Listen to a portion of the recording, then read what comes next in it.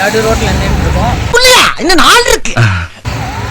முக்கியமாக ஒருத்தரை மீட் பண்ண போகிறோம், நம்ம ஃப்ரெண்டை. நீங்கள் ஏற்கனவே பார்த்துருக்கீங்க, வேறு யாரும் கிடையாது.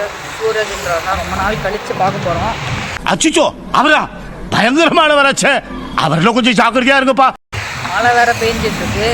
ஒரு வேலையாகவும் போகிறோம், அப்படியே அவனை மீட் பண்ணுறதுக்காகவும் தான் போகிறோம். ரொம்ப நாள் பிளான் பண்ணோன்னு தள்ளிகிட்டே போச்சு.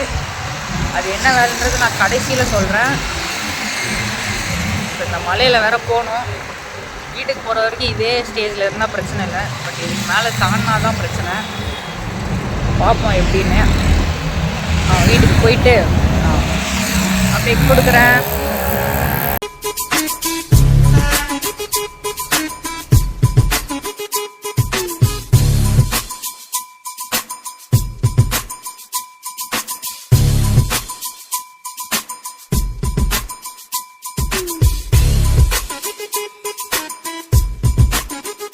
On your marks. Get set. Go. Ayappan for athletics.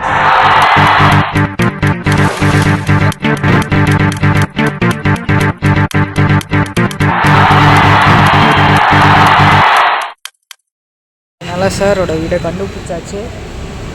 ரொம்ப நாள் ஆச்சா வந்து, அதனால் கரெக்டாக எங்கன்னு தெரில. இப்போ தான் தேடி கண்டுபிடிச்சேன். ஸோ சார் கால் பண்ணுவோம். சொல்றா.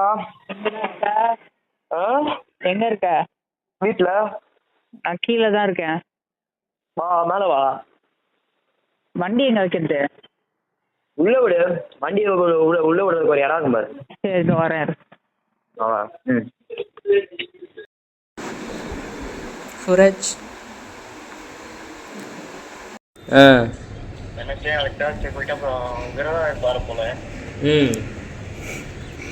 எப்போ வருவ?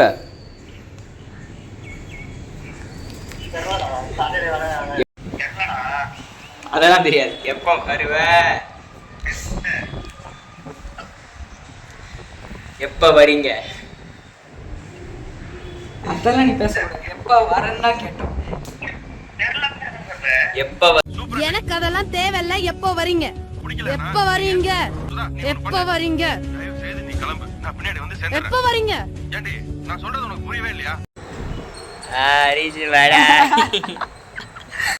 ஒரு வழியாக சேஃபாக வீட்டுக்கு வந்துட்டேன்.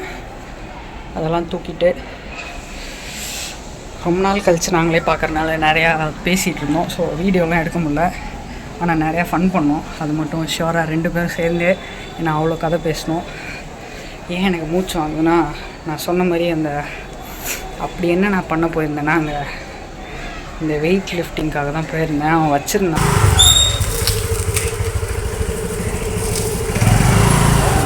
சும்மா வீடியோ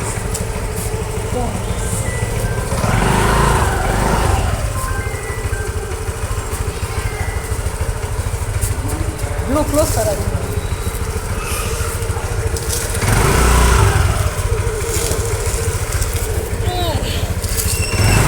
பாய் பாய் பாய். சட்டனி துவைக்கணும். ஃப்ரீயாக வந்து பேசுகிறேன். Bye bye. Sending in group. Help பண்ணிச்சு. Okay. Bye ji. Bye bye bye. பாய்டா. நான் ஆர்டர் பண்ணிட்டே இருந்தேன் அமேசானில், எனக்கு கிடைக்கவே இல்லை ஒழுங்காக அது. ஸோ நீங்கள் வச்சுருந்தேன்னா கொஞ்சம் கொடுறானே, எடுத்துக்கூட. என்கிட்ட சும்மா தான் இருக்குது, என்கிட்ட எல்லாம் எக்யூப்மெண்ட்டும் இருக்குது, நீ வேணா எடுத்துக்கோ, யூஸ் பண்ணுவான்னா. சரி கொடுறான்னு போய் அப்படியே வாங்கிட்டு வந்தேன். அதை எடுத்துகிட்டு வரதுக்குள்ளே நான் பட்ட பாட்டிருக்கேன். ஐயோ.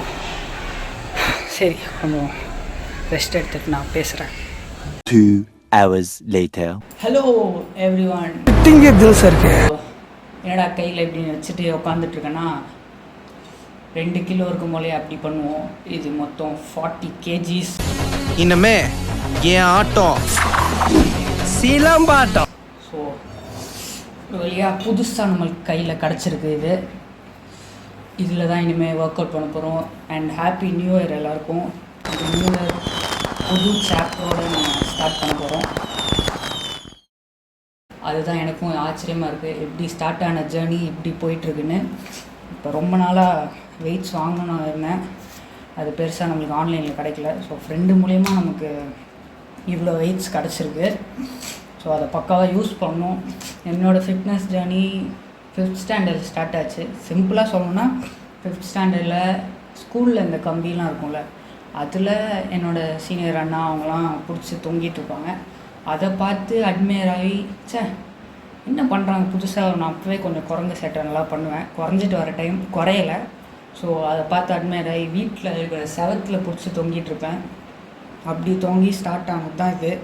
ஸோ டெய்லியும் புல்லப்ஸ் எடுக்க ஆரம்பித்தேன். புல்லப்ஸ் புஷ்அப்ஸ் முடியுதோ வருதோ இல்லையோ கரெக்டாக, பட் என்னால் முடிஞ்ச அளவுக்கு நான் அதை எடுக்க ட்ரை பண்ணேன். அப்படி ட்ரை பண்ண என் 5th ஸ்டாண்டர்டில் அது ஒரு பெரிய ரிசல்ட், பெரிய ரிசல்ட்டாக எனக்கு அமைஞ்சிச்சு. என்னோடய ஹைட் வந்து இருந்ததோட டபுள் மடங்கு க்ரோ ஆச்சு because of the pushup pullup ஸ்ட்ரெச்னால. ஸோ எல்லாருமே ஷாக்காக பார்த்தாங்க, எனக்கே ஷாக்காக தான் இருந்துச்சு, என்னடா இந்தளவுக்கு நம்மளுக்கு சேஞ்சஸ் தெரியுதுன்னு. ஸோ அப்போ ஸ்டார்ட் ஆனது. அண்டு அந்த டைமில் நான் பண்ண ஒர்க் அவுட்ஸ்லாம் எனக்கு ஸ்ட்ரென்த்தன் ஆக ஆரம்பிச்சிச்சு பாடியை. ஸோ அதை வச்சு நான் அத்லெட்டிக்ஸ் ஸ்கூல்லையும் போனேன். அத்லெட்டிக்ஸ் ஸ்கூல்லையும் நான் இதே மாதிரி தான் நார்மலாக கிளாஸ் கட் அடிக்கலாம் அப்படின்னு சொல்லி ஸ்போர்ட்ஸ் டேயில் ஜாயின் பண்ணது. இந்த ஒர்க் அவுட் பண்ணனால அது என்ன எங்கேயோ கூப்பிட்டு போயிடுச்சு. ஸோ அத்லெட்டிக்ஸ்லேயும் நான் க்ரோ ஆரம்பித்தேன். ஸோ 6th 7th 8th அந்த டைமில் நான் இருக்கும்போது தான் இந்த ஒர்க் அவுட்டு 6 packs அந்த ஆப்ஸுன்றது அப்போ தான் ரொம்ப 6 months ட்ரான்ஸ்ஃபர் பண்ணுறேன். படத்தில் நிறைய பேர் 6 pack வைப்பாங்க, நான் 4 மாதத்தில் குறைச்சேன் வெயிட்டை, இவ்வளோ நாளில் குறைச்சேன் அப்படின்பாங்க. ஸோ அதெல்லாம் வந்து வைரலாக ஆரம்பிச்சு. ஸோ நானும் ஸ்டார்ட் பண்ணேன் அப்படி தான். பட் பாடி கொஞ்சம் தின்னாக இருந்தனால எனக்கு அப்போ சரியாக எப்படி பண்ணணும்லாம் தெரில, ப்ராப்பர் கைடன்ஸ். அதனால் இந்த படத்தெல்லாம் பார்த்துட்டு இந்த 6 packலாம் தண்ணி இவ்வளோ தான் குடிக்கணும், கம்மியாக குடிக்கணும், கம்மியாக சாப்பிட்ணும் அப்படின்னு நான் நிறையா இப்படி தான் இருக்கணும்னு நினச்சிட்டு நான் நிறைய மிஸ்டேக் பண்ணேன். பட் அதனால் எனக்கு எந்த சேஞ்சஸுமே கிடைக்கல. பாடி தின்னாச்சு, ரொம்ப ஒல்லியாச்சு. ஸோ அந்த மாதிரி நிறைய மிஸ்டேக் பண்ணேன், ப்ராப்பர் ஆப்ஸ் கொண்டு வர முடியல. பட் பாடி ஸ்ட்ரென்த்தன் ஆச்சு, ஒர்க் அவுட் நல்லபடியாக போச்சு. பட் நிறைய மிஸ்டேக் பண்ணேன், திருப்பி அப்புறம் சேஞ்ச் பண்ணிட்டேன், திருப்பி மிஸ்டேக் ஆச்சு. ஸோ ப்ராப்பர் கைடன்ஸே இல்லாமல் ஒரு 3 years எனக்கு மாறி போயிட்டு இருந்துச்சு. பட் ஓரளவுக்கு மற்ற இருக்கிறவங்களுக்கும் நான் நின்னாவும் ஒரு ஷேப் தெரியும்ல, அதுதான் எனக்கு காப்பாற்றிட்டு இருந்துச்சு. அண்ட் லாக்டவுனில் தான் நான் ப்ராப்பராக தெளிவானேன்னு நிறையா ரிசர்ச் பண்ணேன், படித்தேன். நிறையா ஒர்க் அவுட் இன்ஃப்ளூயன்சரை பார்த்து ஆசைப்பட்டேன் அந்த மாதிரி பாடி வேணும். மெயின் அதில் ராக், ப்ரூஸ் லீ சம்மந்தமே இல்லாமல் ஒரு பெரிய பல்க் பாடி, தின் கட் மஸ்குலர் பாடி. இவங்க 2 பேரும் எனக்கு இன்ஸ்பயர் ஆனாங்க. அதை பார்த்து 3 மணிக்கெலாம் எழுந்திரிச்சு ஒர்க் அவுட் பண்ணி அண்ட் வெறும் ஆப்ஸ்லேயே ஃபோக்கஸ் பண்ணேன்னா அதுக்கப்புறம் தான் ஃபுல் பாடி அப்படின்னு ட்ரை பண்ண ஆரம்பித்தேன். ஸோ அப்போ தான் ஷோல்டர்ஸ், பைசப்பில் இத்தனை வேரியேஷன் இருக்குது, இவ்வளோ எக்ஸசைஸ் இருக்குது, இந்த மாதிரிலாம் இருக்குது. ஸோ லாக்டவுனில் ஒரு ரொம்ப பெருசாக ஆகலனாலும் அட்லீஸ்ட் ஒரு ப்ரோட்டீன் எடுக்கிறது, ப்ரோட்டீன்னா நேச்சுரல்லே ஒரு ஃப்ரூட்ஸு, மில்க்கு, நட்ஸ் எடுக்கிறது. ஸோ இந்த மாதிரி ஒர்க் அவுட் பண்ண எடுக்கணும்னு தெரிய வந்துச்சு. ஸோ அதில் கொஞ்சம் கொஞ்சமாக பிக்கப் ஆகி போனாலும் என்ன தான் லாக்டவுனில் நம்ம இஷ்டத்துக்கு இருந்தாலும் திருப்பி நம்ம ரெகுலர் லைஃப் ஸ்டைல் வரும்போது இதை நம்ம பேலன்ஸ் பண்ணோம். ஸோ என்னால் அதை பெருசாக பேலன்ஸ் பண்ண முடியலன்னு தான் நான் சொல்லுவேன். 11th ஸ்ட்ரகிள் பண்ணேன், பட் 12th பண்ணியே ஆகணும் அப்படின்னு சொல்லிட்டு 3 o'clock எழுந்திரிச்சு லாக்டவுனில் ஓகே. பட் திருப்பி நம்ம ரெகுலர் டேஸில் அந்த மாதிரி பண்ணால் இட்ஸ் நாட் குட். ஸோ அதுதான் நான் ஃபேஸ் பண்ணேன். 12th 3 o'clock to 9 o'clock காலைல ஒர்க் அவுட், திருப்பி கிரவுண்ட், அப்புறம் திருப்பி கிளாஸஸ், திருப்பி கிரவுண்ட், திருப்பி ஜிம் ஒர்க் அவுட். ஸோ இப்படியே போயிட்டு இருந்தனால என் பாடி 4 months ரொம்ப டவுன் ஆகிடுச்சு. கிட்டத்தட்ட ரெஸ்ட், ஃபுட்டு ப்ராப்பராக எடுக்காமல் வெறும் ஹார்ட் ஒர்க் மட்டும் இருந்தால் கண்டிப்பாக முடியாது. அந்த தப்பு தான் நான் பண்ணேன். ஸோ அதனாலே நான் லாஸ்ட் இயரில் என்னால் சரியாக அத்லெட்டிக்ஸ்லேயும் பர்ஃபார்ம் பண்ண முடியல, எதுலேயுமே என்னால் சரியாகவே ஒரு மாதிரி இன்பேலன்ஸ்டாகவே இருந்தேன். அதுக்கப்புறம் தான் நான் ஒர்க் அவுட் பண்ணி ஸ்டார்ட் பண்ணலான்னு நான் இதே டைம் நான் பண்ண ஸ்டார்ட் பண்ணேன். பட் லாஸ்ட்டாக பண்ண ட்ரான்ஸ்ஃபர்மேஷனுக்கு அப்புறம் என்னால் நான் ஃபுல் என்னென்ன பண்ணணும் மொத்தமாக 0லேருந்து ஸ்டார்ட் பண்ணுற மாதிரி ஹாஸ்பிட்டல்லே என் லைஃப் போயிடுச்சு. ஸோ ஒத்துக்கிட மனசு இல்லைனாலும் அதான் நான் பெருசாக நான் என் இம்யூனிட்டி சிஸ்டம் லோ ஆகிற டைமில் ஹாஸ்பிட்டலில் இருந்தாலும் ஃபேட் போடல எனக்கு, அதுதான் என் ப்ளஸ்ன்னு நினைக்கிறேன். ஸோ திருப்பி ஸ்டார்ட் பண்ணலான்ட்டு இருக்கேன்.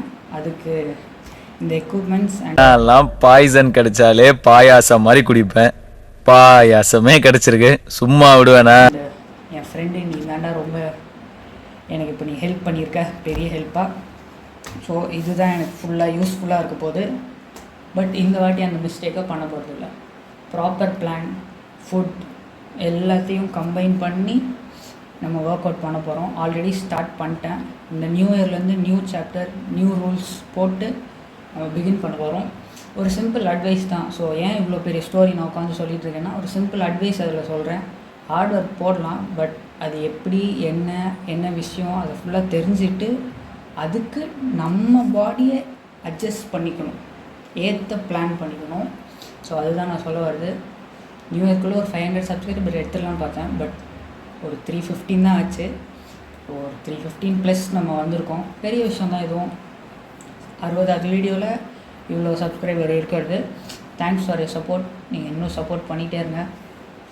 இன்னும் ஒரு 1 மந்த் இல்லை 2 மந்த்ஸில் ஒரு பெரிய சேஞ்ச் நான் கூடிய சீக்கிரம் அப்டேட் பண்ணுறேன். அப்புறம் என்னோடய ஆப்ஸ் ஒர்க் அவுட் நான் ஸ்டார்ட் பண்ணி போட்டுட்டு இருந்தேன். ரீல்ஸை ஒரு 20 days போட்டேன், அப்புறம் ஸ்டாப் பண்ணிட்டேன். ஆக்சுவலி நான் ஸ்டாப் பண்ணல, ஒர்க் அவுட் கண்டினியூ பண்ணுறேன். பட் ரிவீல் பண்ண வேண்டான்னு இருக்கேன். ஸோ இதுவும் வேறு வந்துச்சா. ஸோ மொத்தமாக சேர்த்து ஒரு டிரான்ஸ்ஃபர்மேஷன் வீடியோ நான் கண்டிப்பாக போடுறேன். ஏதாவது மிஸ்டேக் இருந்தால் கண்டிப்பாக கமெண்ட்டில் சொல்லுங்கள். அது எனக்கும் யூஸ்ஃபுல்லாக இருக்கும். நான் வீடியோ போட்டு உங்களுக்கும் நான் யூஸ்ஃபுல்லாக ஏதாவது பண்ணுறேன். ஸோ அவ்வளோதான். டாட்டா, பாய் பாய். எல்லோரும் happy new year. Be safe, enjoy பண்ணுங்கள் லைஃப்பை. முக்கியமாக ஹாப்பினஸ்ஸை விட்டுறாது.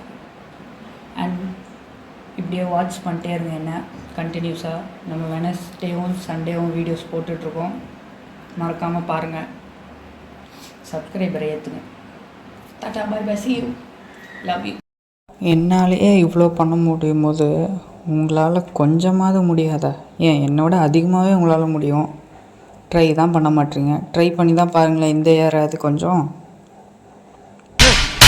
நீ கேட்ட ஒவ்வொரு கேள்வி என்ன செருப்பால் அடிச்ச மாதிரி இருக்குடா. மாதிரி இல்ல, உண்மையிலே செருப்பால தான் அடிச்சது.